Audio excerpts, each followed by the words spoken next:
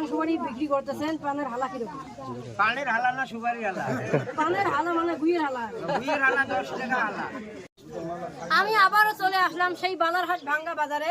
এখানে দেখেন দুটো নানা মানে এখন দুধ বিক্রি করতেছে আর এখন সুপারি পান সুপারি বিক্রি করতেছে।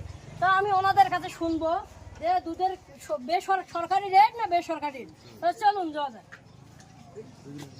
না আমি চাইলে আপনাকে কিছু প্রশ্ন করতে পারি? হ্যাঁ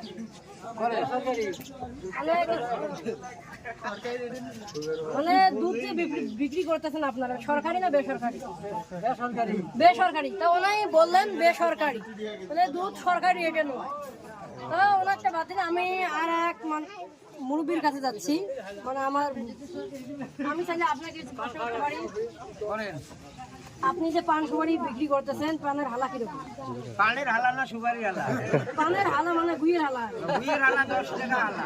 তো এই বাজারে মানে তরি তরকারির দাম অনেক কম, মানে শাক সবজির দাম অনেক কম, তেল সরিষার দাম অনেক বেশি। বাংলাদেশ সরকার একবার রেটে বাড়িয়ে দিয়েছেন।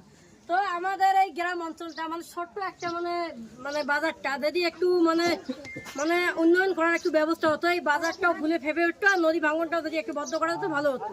ধন্যবাদ। চলে আসবো আপনাদের মাঝে নতুন কোনো ভিলেজ আপডেট নিয়ে। সবাই আমার পাশে থাকবেন।